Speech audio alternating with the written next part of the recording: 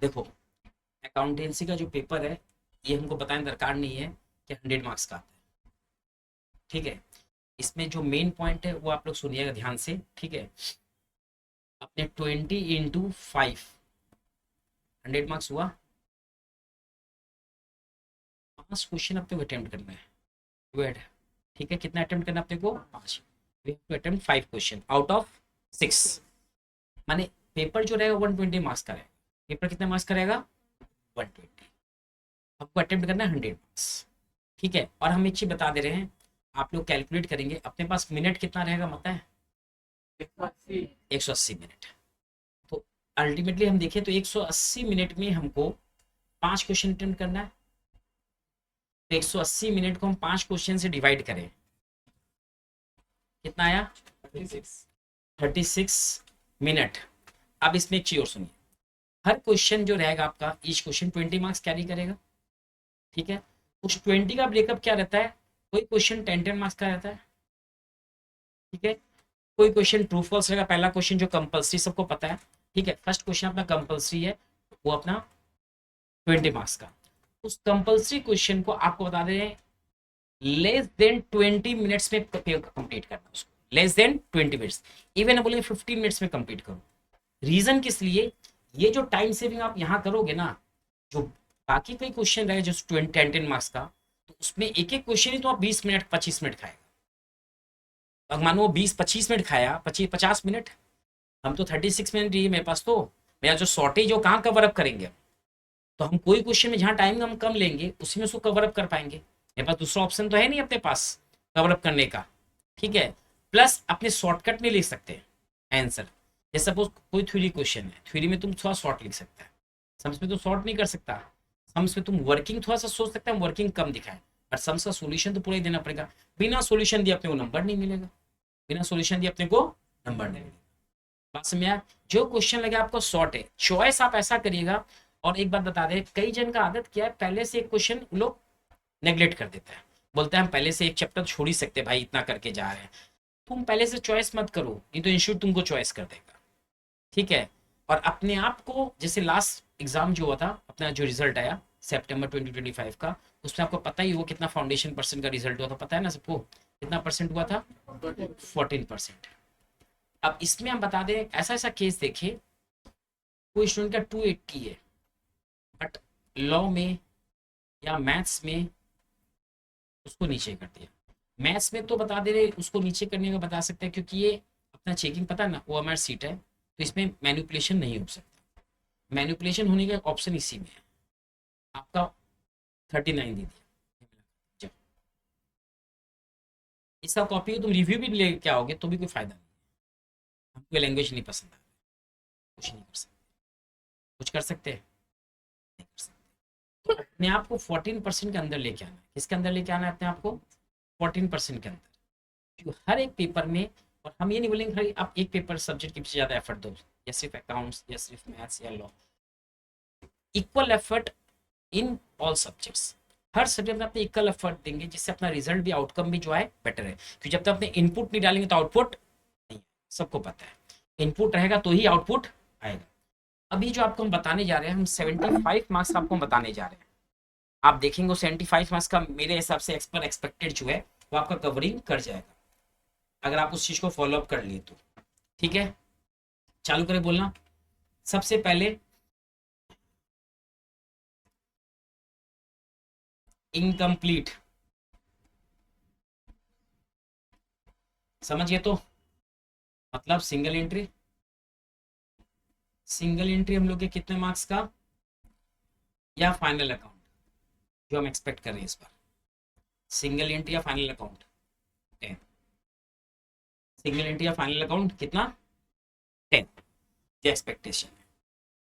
इसमें मेरा एक्सपेक्टेशन है कि फाइनल अकाउंट रहना चाहिए 10 मार्क्स में। फाइनल अकाउंट 10 मार्क्स में रहना चाहिए, बट इस दोनों में से एक क्वेश्चन आना चाहिए। Expectation, guarantee 0%, security 100%। गारंटी 0%। तुमने लॉ पढ़ा ही है, गारंटी है, सब दोनों में बहुत डिफरेंस है, इसलिए ये क्लियर हो आपको। सिंगल एंट्री हम लोग कितना मार्क्स में आया? 10 मार्क्स।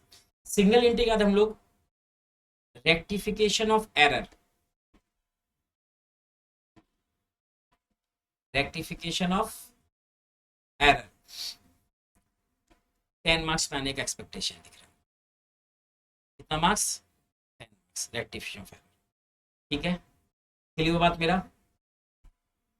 पार्टनरशिप,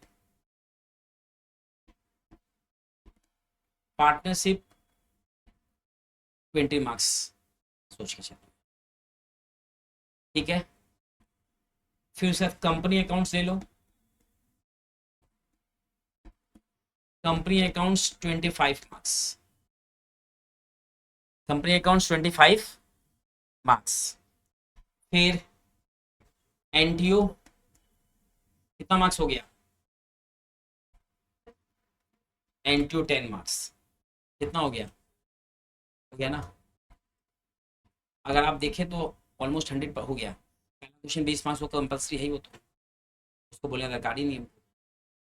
बाकी 5 मार्क्स तो कहीं भी ऐड होने हो जाएगा। आप सिर्फ इस पर आप फोकस कर लें ढंग से तो आपका 75 मार्क्स कवरेज हो जा रहा है, हो रहा है ना? और आप देख लीजिए ये हम सबसे शॉर्ट करके आप लोग के लिए निकाले,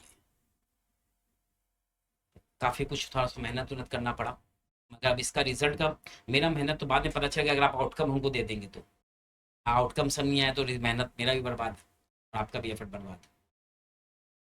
तो समझ में आ गया होगा अपने को। अब बात रहा, आप क्या करिए हम बता दे रहे हैं, अपना एक टाइम टेबल बना लीजिए। आप लोग बनाते हैं या नहीं? एक टाइम टेबल प्रिपेयर करिए। टाइम टेबल प्रिपेयर करिए मतलब हमको डेली किस सब्जेक्ट में कितना आवर्स डिवोट करना है उसको आप प्रिपेयर कर लेंगे सिस्टमेटिकली। सपोज एक होता है किसी को रात का पढ़ा जाता है, किसी को दिन को पढ़ा जाता है, वो चॉइस आपका है कि आपको दिन में हो सकता है कि आपको रात को हो सकता है। इफ आपको लगता है कि आपका पढ़ाई डे टाइम अच्छा होता है तो डे टाइम सेलेक्ट करिए। इफ आपको लगता है मेरा नाइट में अच्छा होता है तो आप नाइट टाइम सेलेक्ट करिए, क्योंकि आप लोग का सबका ओवर हो ही ऑलमोस्ट। ठीक है, आपका सब 24 आवर्स आपका अपना है। क्यों? ठीक है, जब भी रिवीजन करके आना पड़ा नहीं तो ऐसे तो अब आपका आना हो गया, ओवर हो गया। बेटा उसमें आप लोग क्या चॉइस करो, आप अपने हिसाब से डेली 4 सेट पढ़ने का कोशिश मत करना। एक दिन में 2 सब्जेक्ट लेना, एक दिन में 2 सब्जेक्ट। डेली चारों लेने के चक्कर में तुम देखिएगा कुछ भी नहीं ले पाए। और हम बोले तुम टाइम टेबल जो बनाएगा ना, तुम मंडे टू सैटरडे तक का बनाना, संडे ऑप्शन हाथ में रखना। क्यों? हम रीजन बता रहे हैं। तुम जो टाइम टेबल प्रिपेयर करेगा मंडे टू सैटरडे में, उसमें तुम देखेगा कुछ एक फुलफिल नहीं हो पाया। सपोज तुम सोचा था मैथ्स में हम 3 चैप्टर करेंगे, 4 चैप्टर करेंगे मंडे को, फिर हम ट्यूसडे को दूसरे या वेडनेसडे को, तो उसका 1 चैप्टर बच गया, हाफ चैप्टर बच गया। जिसका जो रिमेनिंग रह गया ना उसको तुम नेक्स्ट डे कवरअप में मत डालना, उसको संडे कवरिंग में करना। जो रिमेनिंग बच गया कोशिश करना शेड्यूल पूरा फुलफिल हो, और जो रिमेनिंग बच रहा है उसको सब संडे को डाल देना कि हम इसको संडे को कंप्लीट करेंगे। तो अपना जो टाइम टेबल है उसको डिस्टर्ब मत करना, मंडे टू सैटरडे का शेड्यूल पूरा फॉलो अप करना, और जो बचते जा रहा है संडे। ऐसे नहीं तुम वो लाइन बन जाएगा तो सब संडे भी मंडे भी खत्म नहीं होगा। कोशिश करना और उतना ही डालना अपने हिसाब से बना के, क्योंकि तुम हर इंसान अपने आप को सब ज़्यादा बेटर जानता है। तुमसे ज़्यादा मेरे से ज़्यादा तुम अपने आप को जानते हो, तो तुम जान सकते हो हम इस दिन में इतना कवर कब कर सकते हैं, तो उतना कवरिंग किए और उसका उतना शेड्यूल डाल दिए। इससे संडे को कब हम तुम क्यों रखने बोले, मानो संडे तुम्हारे पास सब शेड्यूल कवर हो भी गया तो संडे रेस्ट कर लेना, या हो सके जो पूरा वीक में पढ़ाई चाहिए उसको शॉर्ट रिकैप दे देना संडे। क्योंकि अब तुमको बता दे रहे हैं तुम्हारा रिजल्ट अच्छा कैसे आएगा, मिनिमम से मिनिमम तुम 2 बार रिवीजन दो, 2 टाइम्स रिकैप करो। 2 बार अगर आप रिवीजन कर लेते हो, हम बता दे रहे हैं, तो आपको क्लियर करने से कोई नहीं रोक पाएगा। हम 14% में ही गिरेंगे, उसके बाहर गिरेंगे ही नहीं। अगर हमको ग्रेड भी दिया जाएगा तो टीचर को हमको वहां से उठा के लाना पड़ेगा वापस से, क्योंकि हम हर सब्जेक्ट में टारगेट है मेरा अबव 70, तो वो कहाँ से भेजेंगे बाहर? भेज ही नहीं पाएंगे ना। अगर हमको फेल भी करना चाहेंगे आपको हमको 40 तो देना ही पड़ेगा, कि हम तो 70 का मेरा चल रहा है, हमको कितना आप रोकेंगे? समझिए बात को। हम पहले ही 40 का सोच के चलेंगे तब तुमको फेंक देंगे उठा के, फेंक देगा, हम बता दें अपने को टान भी नहीं पाएंगे। क्लियर हुआ? हम जो टाइम टेबल समझ में आया बात को, बना के संडे गैप रखिए, संडे पूरा उसको आपस से देखिए, छूट गया तो उसको कवर करिए, फिर मंडे टू अपना ये शेड्यूल आप बताएं 15 डेज का बना लीजिए। 15 डेज बना के आपको पता चले आपका स्टेमिना कितना है, कितना कवर अप हो रहा है। और इस 15 डेज में कोशिश करेगा माने एक बार पूरा रिवीजन हो जाए। जब सेकेंड टाइम रिवीजन डालेंगे तो 15 डेज नहीं लगेगा, फिर आपको 10 डेज या 11 डेज में काम हो जाए। समझे आपको? उसमें एमटीपी आरटीपी इतना सॉल्व कर लिए ना, इतना सॉल्व कर दिए जिससे इंस्टीट्यूट हमको कहीं फेंक नहीं सके। सोचे भी हमको बाहर करने का तो उसको हमको लेके अंदर लाना। अपने जगह कोई और जाएगा ठीक हो, मतलब पूरा दुनिया तो सोच नहीं सकते। क्लियर है? जिससे क्या आपका नाम, इंस्टीट्यूट का नाम, नंबर, ठीक है। ये नहीं हो रिजल्ट खराब। बात क्लियर हुआ? सब कुछ क्लियर? इस चीज को फॉलो अप करिए, ठीक है।